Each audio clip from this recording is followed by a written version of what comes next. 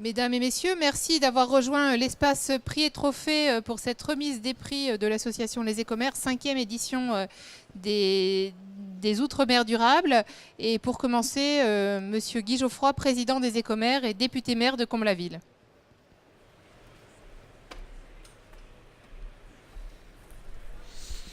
Merci, chère Maud, Madame la Ministre, cher Georges Paul Angevin, chers collègues, Monsieur le Président délégué de l'Association des Écomères, mes chers amis et cher Alain, il est où? Il se cache où cet homme-là?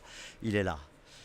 Merci à tous d'être là pour ce moment important qui est toujours une remise de prix. Il y a beaucoup de remises de prix dans notre pays, sur tous les modes, sur tous les sujets, mais ceux que nous allons remettre aujourd'hui, en votre présence, et grâce à votre présence, Madame la Ministre, sortent franchement de l'ordinaire. Nous sommes dans un salon dont la réputation n'est plus à faire, qui, comme on vous le décrivait tout à l'heure, comprend un très grand nombre de participants, qui se développe et qui a comme objectif, avec le partenariat en particulier de notre association, de faire en sorte que le développement durable, dont tout le monde parle sans que jamais vraiment on en connaisse l'ensemble des éléments de sa définition, s'inscrive, comme j'ai coutume de le dire, et comme, dirait-on, c'est devenu la stratégie des écomères, des maires réunis dans notre belle association, pour que ce développement durable se situe au cœur, en toile de fond, en permanence de nos politiques publiques locales. Nous sommes ici, dans ce salon, comme le disait Maud, notre délégué général, pour la 5e fois à l'occasion de la remise de nos trophées, de notre concours des Outre-mer durables. Pourquoi parler des Outre-mer durables comme si il serait extraordinaire qu'elles le soient? Bien, tout simplement parce qu'elles le sont, durables. Et parce que nous avons eu moult occasions, et nous en aurons probablement encore beaucoup, de vérifier combien, dans la diversité de notre territoire national, en Europe et partout dans le monde, les collectivités locales, celles qui agissent au plus près de nos concitoyens, au plus près de leurs besoins, au plus près de leurs difficultés, mais également au plus près de leurs capacités, ont toute la possibilité de s'adapter au monde d'aujourd'hui et mieux devancer les réalités, devancer les exigences qui sont celles de l'adaptation au monde d'aujourd'hui, en particulier sur une problématique qui nous est de plus en plus indispensable, qui est celle qui consiste à unir nos volontés et unir nos actions partout où nous sommes pour, il faut le dire, puisque c'est de cela qu'il s'agit, sauver la planète.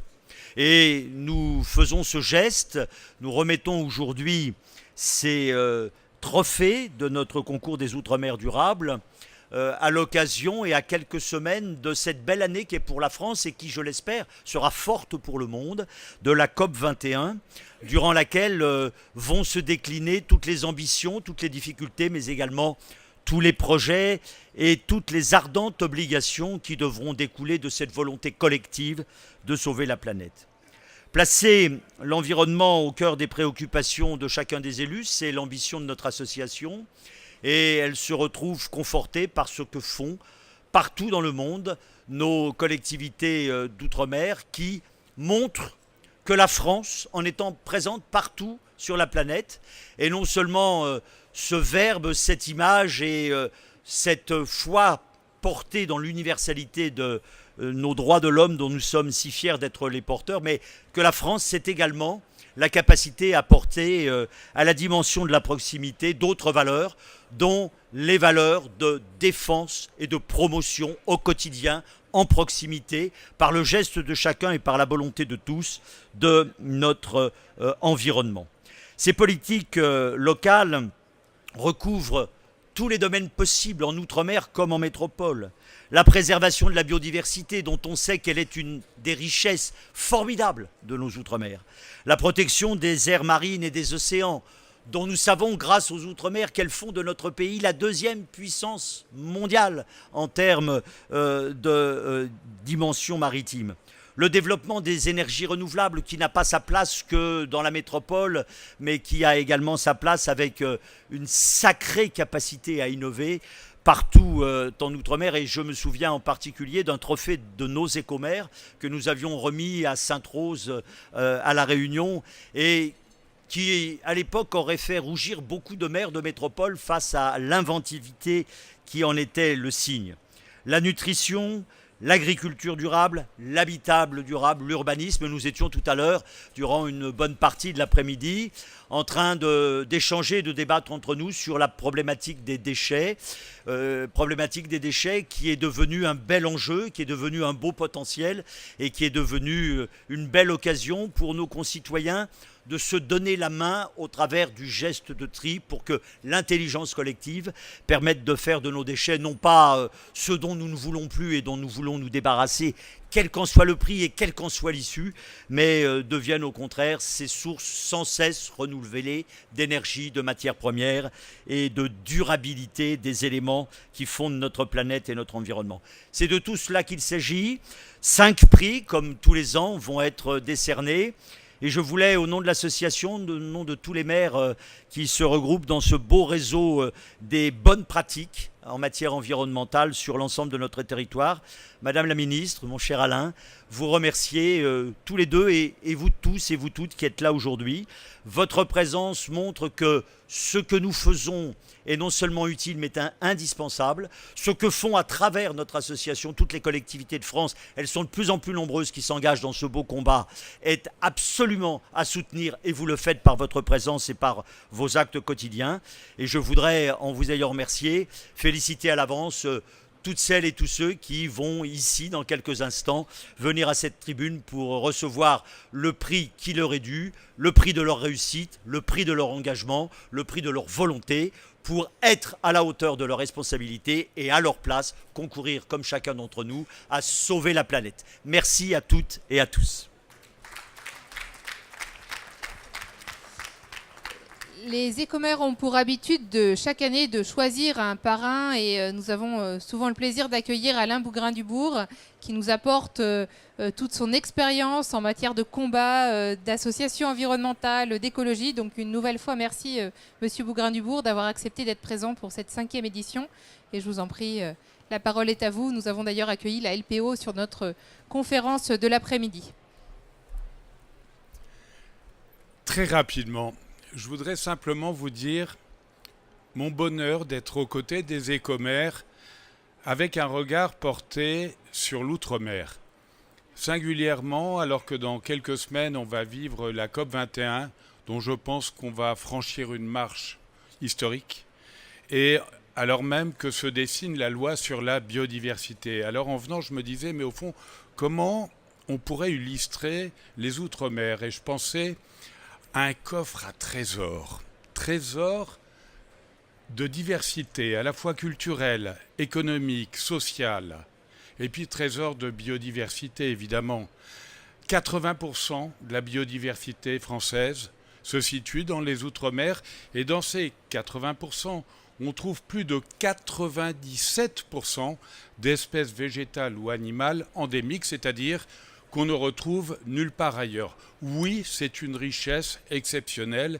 Et quand on cite tout à l'heure le 2e pays au monde à avoir le plus grand espace maritime, 11 millions de kilomètres carrés, je pense qu'on pourrait évoquer très facilement l'archipel France. Quand on parle de la France, il n'y a pas que l'Hexagone avec ses outre-mer, c'est l'archipel France. Et on voit bien qu'il y a une forme d'arche du vivant qui navigue sur cet archipel. Lourde responsabilité pour nous.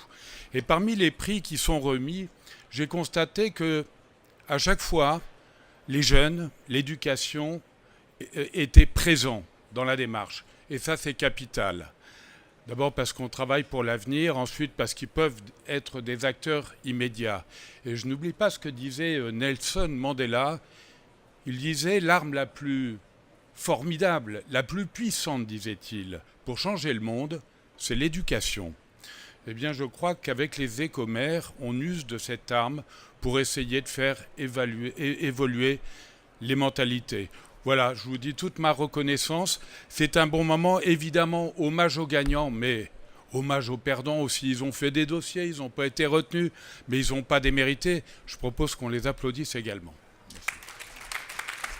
Merci. Merci, et c'est vrai que... Pardonnez-moi, un petit message personnel, Madame la Ministre, si vous le voulez bien. La Ligue pour la protection des oiseaux que je préside a engagé en 2007, et c'était une première, une démarche vers l'Union européenne pour décrocher pour la première fois un Life Cap d'Homme, qu'on a obtenu un budget qui nous a permis de travailler singulièrement en Martinique, en Guyane et à La Réunion avec toutes les associations, les parcs naturels régionaux, les parcs nationaux, les acteurs économiques afin de valoriser la biodiversité. Ce travail s'achève aujourd'hui. Il a valeur d'exemple, mais c'est le début d'un long travail. Vous me voyez venir, Madame la Ministre. Pourriez-vous nous accompagner pour la saison 2 du programme Life Cap d'Homme que nous voudrions lancer à nouveau pour poursuivre ce travail formidable? Voilà, je me permets de vous faire passer le message. Merci infiniment. Merci, Monsieur Bougrain-Dubourg. Nous accueillons maintenant Madame la ministre des Outre-mer, Madame Georges Paul-Langevin, qui nous fait l'honneur, une fois de plus, d'être présente parmi nous à l'Assemblée nationale, cette fois sur World Efficiency. La parole est à vous, Madame la ministre. Bonjour à tous.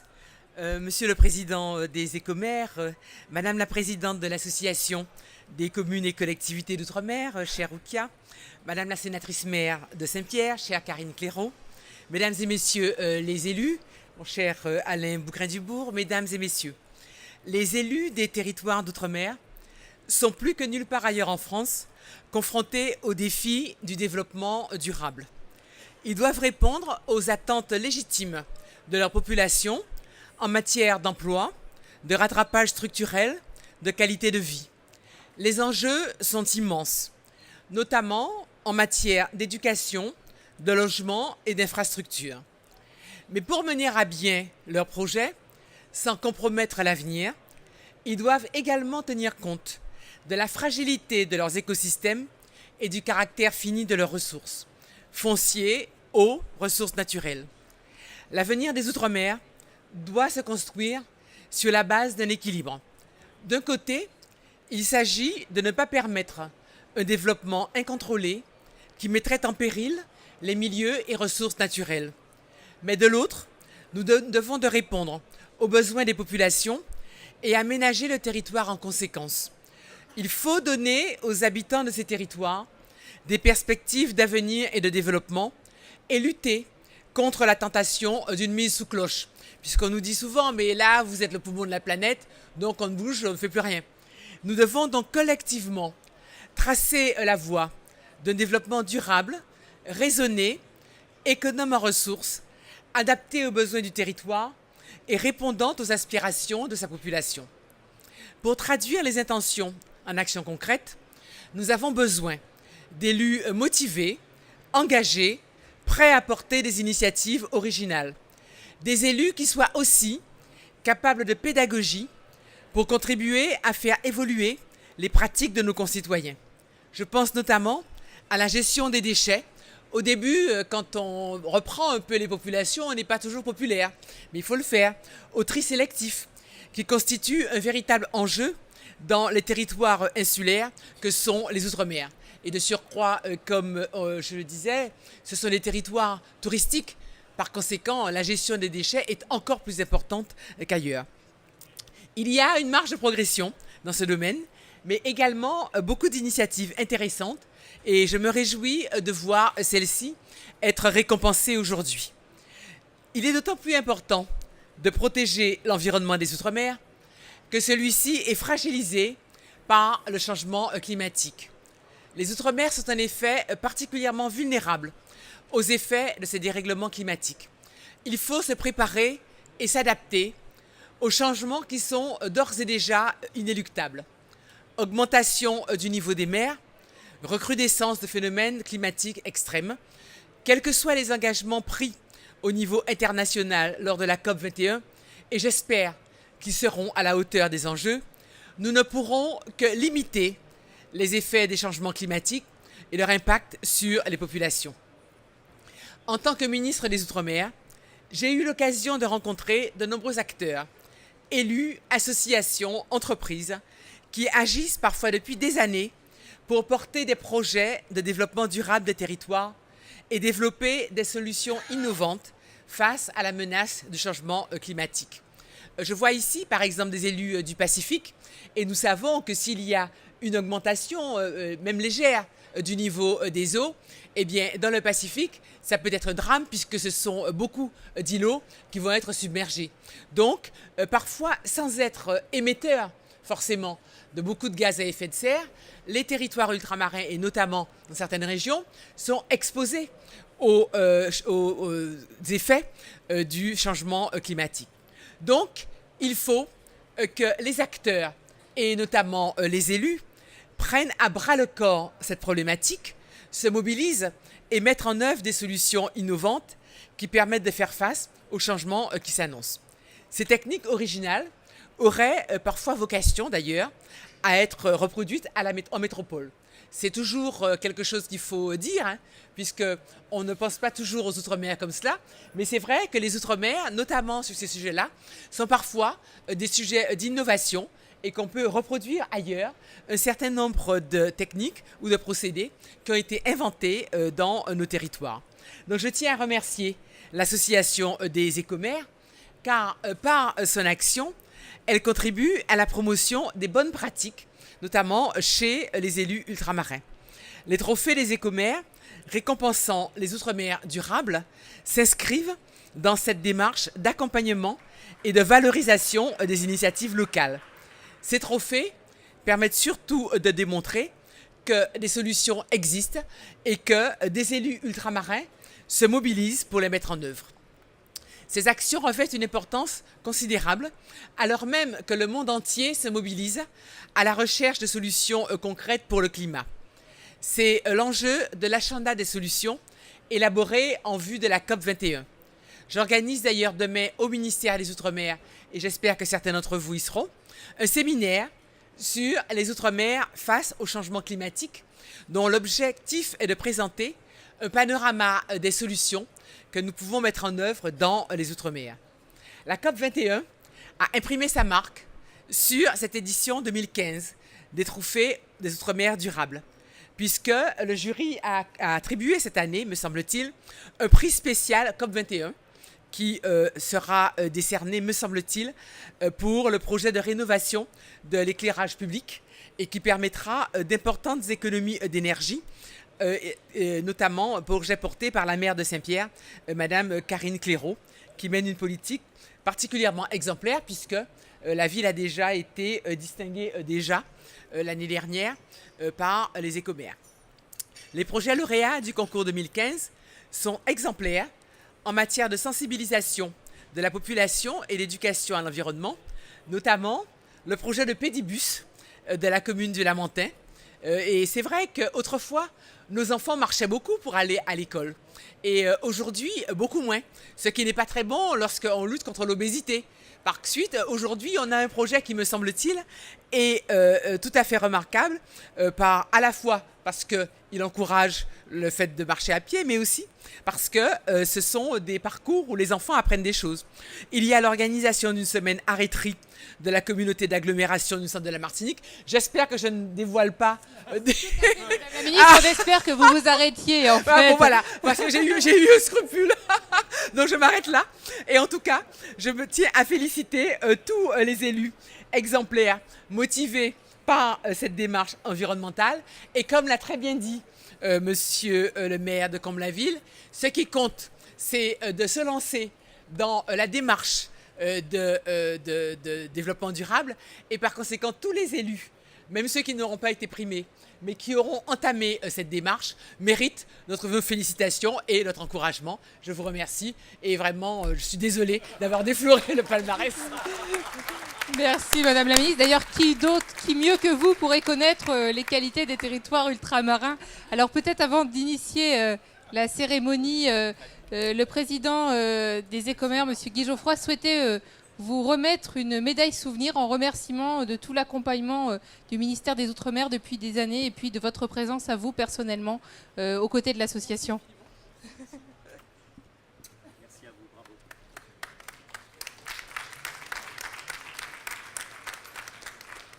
Donc nous allons rester avec nous, Madame la Ministre, pour les remettre le premier prix. Alors nous allons, fort heureusement, tous les prix ne sont pas connus. Nous allons débuter cette remise de prix et j'appelle Monsieur Jean-Pierre Bouquet, président délégué de l'association, pour venir dévoiler, je vous en prie à la tribune, Monsieur le Président, pour dévoiler le lauréat. Écoutez, c'est un... Faut lui donner Écoute, Madame la Ministre,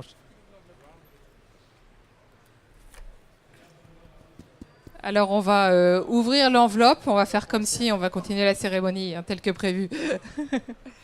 Donc le premier prix de la 5e édition des Outre-mer durables. le suspense naturellement est instance. Madame la Ministre, venez, d'ailleurs, voilà, on va regarder ça ensemble. Voilà, voilà.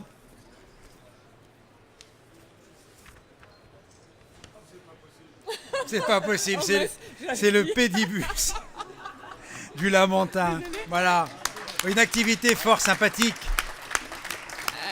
Pendant que Monsieur Bouquet présente l'action, j'invite Monsieur Ephrem Glorieux, premier adjoint au maire, et Madame Marie-Ève Jaffard, responsable du service environnement et développement durable, à rejoindre la ministre et Monsieur Bouquet sur la Le pédibus, scène. c'est une action naturellement intelligente qui va dans le sens du développement durable. C'est un mode de transport finalement original puisqu'il conduit les parents à accompagner leurs enfants à l'école dans le cadre d'un cheminement sécurisé, et c'est fort une activité qui finalement est véritablement durable et écologiquement très porteuse. En tous les cas, c'est une action également citoyenne, puis c'est une action qui permet d'éduquer nos jeunes, vos jeunes, à la circulation, au danger de la circulation, à également se situer dans la ville, à se situer par rapport à une circulation qui reste quand même très globalement automobile.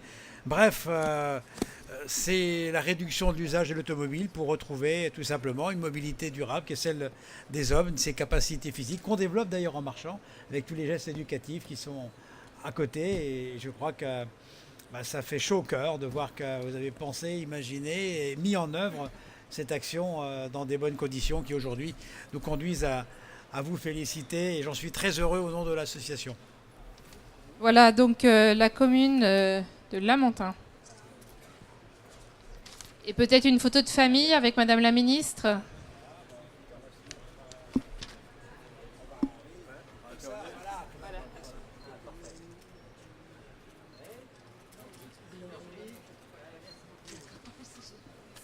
Merci et bravo au lauréat, le choix a été difficile. Vous restez avec nous pour les premiers prix ou vous devez partir ? Oui, alors on va aller un peu plus vite. Donc pour le deuxième prix, j'appelle Monsieur Ferdi Louisi, qui est maire de Goyave, vice-président des Écomères, chargé des territoires d'outre-mer, mais au-delà de l'international, puisqu'il s'occupe dans le cadre d'une géopolitique de proximité, d'échange avec la Caraïbe, avec l'océan Indien. Et donc je vous laisse la parole, Monsieur le vice-président, pour nous dévoiler le deuxième prix. Le deuxième prix est attribué à la communauté d'agglomération du centre de la Martinique pour le projet art et tri, artistique, si je reprends bien l'expression. La première semaine du tri qui s'est déroulée... Alors peut-être juste, on va appeler Monsieur le vice-président, Monsieur Claude Corosine, directeur général adjoint en charge des infrastructures de l'environnement, Monsieur Charles Véderine, chargé du suivi de la collecte sélective, et en tant que partenaire, j'appelle Monsieur Ismaël Neym, directeur des relations institutionnelles d'éco-emballage, et Monsieur Bruno Bessy, qui représente aujourd'hui le ministère du Logement et qui était membre du jury. Je parle un petit peu du projet. Donc la première semaine du tri s'est déroulée sur les 4 communes de la collectivité, du 8 au 11 décembre 2014. Plusieurs actions festives et éducatives avaient pour objet de répondre aux grandes questions que se posent les habitants sur l'utilité et l'efficacité de leurs gestes de tri. Et je sais que Claude Corosine, qui a été délégué régional de l'ADEME en Guadeloupe pendant quelques années, avait mis un point très important au tri sélectif, et nous avons beaucoup collaboré avec le Conseil général dans l'élaboration du plan départemental d'élimination des déchets ménagers assimilés pour que le territoire guadeloupéen soit couvert au maximum par le tri sélectif qui est un geste. Et nous avons atteint nos objectifs. En tout cas, félicitations pour le travail qui est fait sur l'île de la Martinique. Donc un prix remis par Madame la Ministre et peut-être une photo de famille.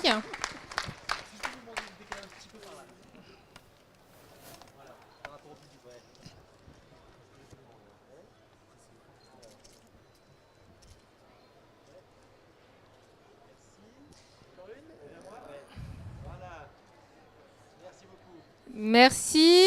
Vous restez avec nous, Madame la Ministre, Monsieur Louisy, et puis nous allons appeler le troisième prix. Alors, le choix du jury a été tellement difficile que nous avons, après 3 votes successifs, eu 2 ex-aequo, et donc impossible de départager ces prix. Donc, nous allons vous dévoiler le premier troisième prix, et puis le troisième prix ex-aequo.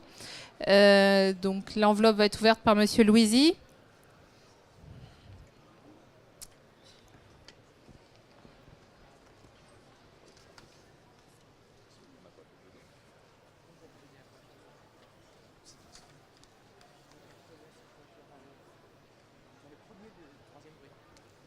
Alors le premier troisième prix, si on peut l'appeler ainsi, avec les félicitations du jury, la commune de Sainte-Suzanne, sur l'île de la Réunion.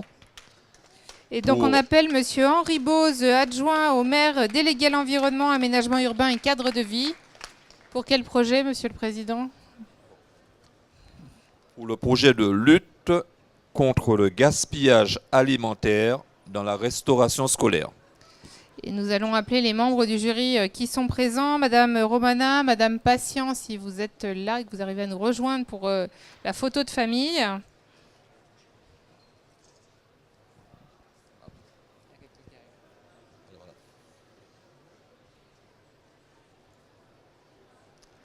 Voilà, Madame la Ministre. Donc, Madame Patient est membre du jury. Je vous en prie pour la remise du prix. Remettre le prix. Voilà.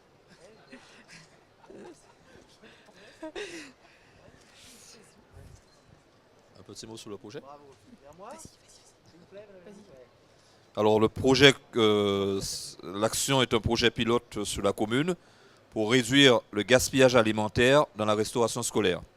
À La Réunion, l'ADEME a tissé des partenariats avec les 5 communautés d'agglomération pour lutter contre la production de déchets. À travers chaque programme de réduction de déchets, des actions anti-gaspillage alimentaire sont mises en place. Distribution de recettes anti-gaspi, ateliers de cuisine pour accommoder des restes, distribution de carnets de courses, suivi d'écoles, de collèges et de lycées, ateliers de sensibilisation, etc. Donc on salue d'ailleurs la présence de l'ADEME dans notre jury, ça a été dit tout à l'heure. Merci à vous. Merci. Une petite photo de famille. Et puis on va appeler sur scène, mais en même temps, ne bougez pas, puisque c'est un troisième prix ex aequo, le deuxième troisième prix.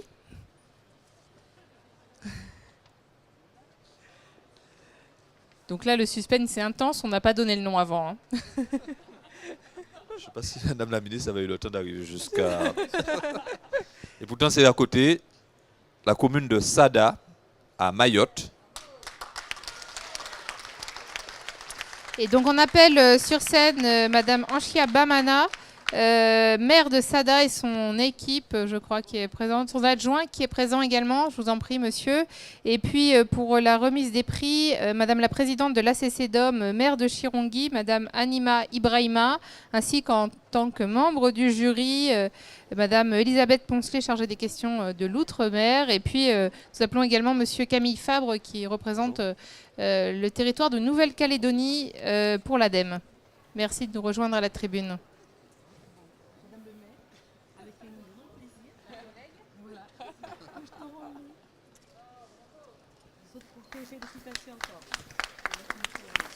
Félicitations, on sait que vous avez un territoire difficile, donc félicitations pour vos politiques. Une petite photo de famille.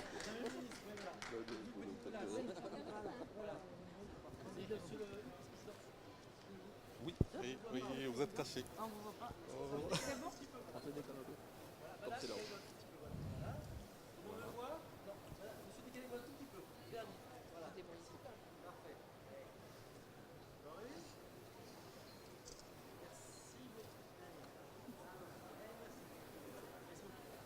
Merci, je vais Alors, me permettre de simplement projet. garder à la tribune... Ah oui, pardon, monsieur. Le Louis. projet. Donc la politique en matière de développement durable est axée sur deux volets essentiels.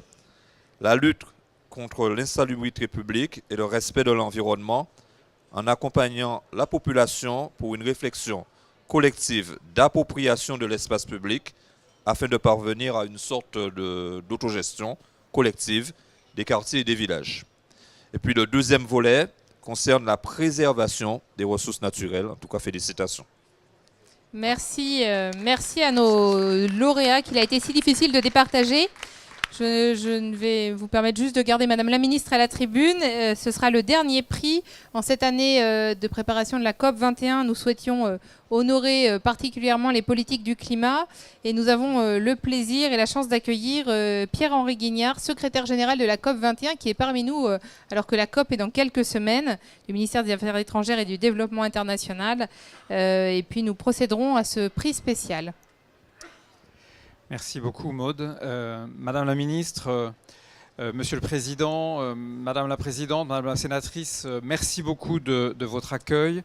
D'abord, je suis ravi de cet alignement d'étoiles à l'occasion de World Efficiency parce que finalement, dans ce petit monde qui est le nôtre où tout est connecté, nous sommes réunis à quelques jours de la COP 21 avec ici de nombreux acteurs. Et aussi nombreux à être directement impactés par ce changement climatique sur lequel nous allons travailler à Paris dans quelques jours. Les écomères sont des acteurs. Ils l'ont démontré, ce sont des interlocuteurs réguliers et nous avons le plaisir de travailler avec les collectivités territoriales qui dans leur ensemble sont des acteurs essentiels et qui porteront l'un des piliers du futur accord de Paris que bien évidemment nous espérons voir adopté dans quelques jours. World Efficiency est aussi l'un de nos partenaires puisque les organisateurs de ce salon, qui se déroule pour la première fois sous ce nom, est l'organisateur de la galerie sur le site de la COP 21, qui est l'espace réservé aux entreprises. Les entreprises, les collectivités territoriales sont aux côtés des États, les grands acteurs de la lutte contre le réchauffement climatique. Et je tiens à rendre hommage à vous tous et qui portez effectivement ces initiatives très innovantes et qui véritablement accompagnent le changement du monde que nous sommes en train de vivre et que nous devons préfigurer. Merci à vous. Merci d'avoir été parmi nous aujourd'hui. Donc, j'appelle Monsieur Jean-Pierre Bouquet, président délégué de l'association, qui va nous dévoiler le nom de l'heureux lauréat prix de la COP 21.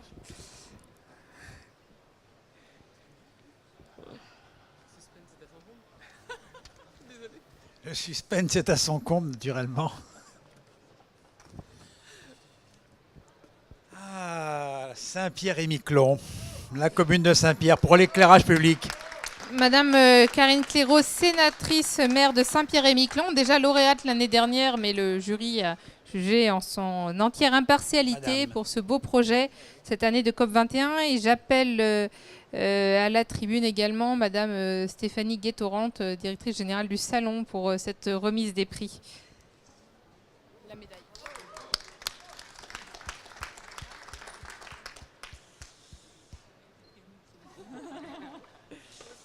Vous donnez à la ministre, vous donnez à la ministre, vous donnez à la ministre. Ah bon, oui. Ah, bravo. Merci. Peut-être quelques mots sur le projet, monsieur le vice-président. D'abord, l'éclairage. Ici, on a un éclairage qui est assez dense. Et l'éclairage, c'est une relation que l'homme a à son environnement, à la nature, aux oiseaux, à tout ce qui l'environne. Et on sait que l'éclairage, c'est de nature à désorganiser la vie des espèces, notamment des oiseaux. Et puis vous, qui avez des cycles de jour et de nuit qui sont un peu différents de ceux de la métropole, vous avez exactement nos mêmes préoccupations. Hein. Il faut faire en sorte que d'abord on dépense moins. Il faut éclairer, il faut qu'on dépense mieux. Il faut que la dépense d'éclairage soit efficace, la plus efficace possible. Et donc, il faut faire varier l'éclairage en fonction d'intensité lumineuse avec les luxes-sols en fonction des besoins. Et vous êtes engagé dans cette formidable démarche qui conduit à maîtriser vos charges d'abord et puis protéger l'environnement Oui, 50% si on passe, c'est vrai, mais il faut véritablement engager ces actions, puis changer tous les globes, hein, ne plus éclairer le ciel, mais éclairer vraiment au sol. Voilà, c'est une action citoyenne également. Et je souhaite qu'avec ce prix, vous puissiez continuer à porter cette belle parole du climat qu'on doit tous protéger. Merci et compliments à vous. Merci, Monsieur le Président délégué. Une photo de famille. Une petite photo de famille, Madame Clairaut au milieu, à côté de la ministre. Il y a plus de femmes que d'hommes.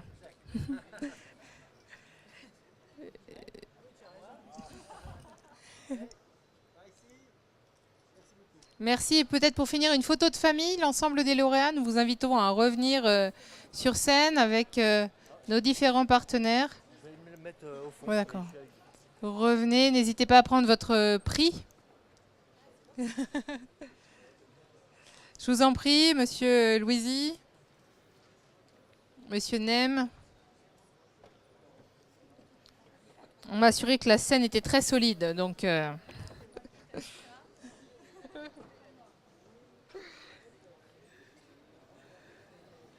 Madame la ministre devant pour une photo de famille.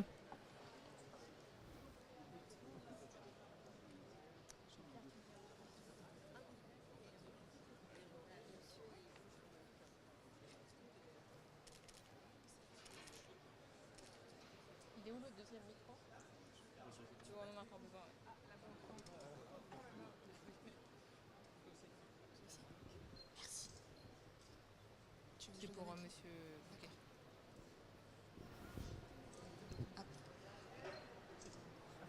Un dernier sourire. Ça clique de partout.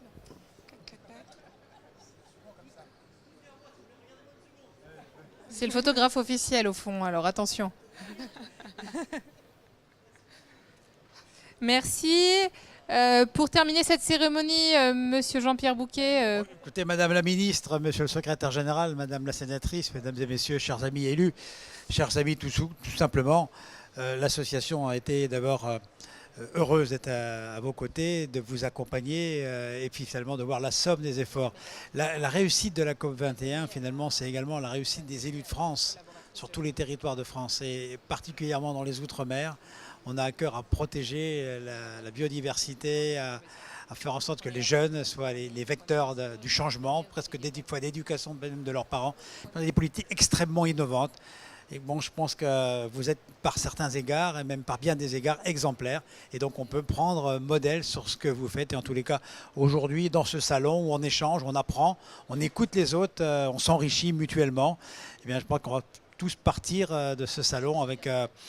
plein de bonnes résolutions, mais les bonnes résolutions, vous les avez mis en œuvre dans l'action et c'est pour ça que vous êtes récompensés. Tout le monde doit être remercié. Je vous demande à nouveau de nous applaudir. Et puis comme toute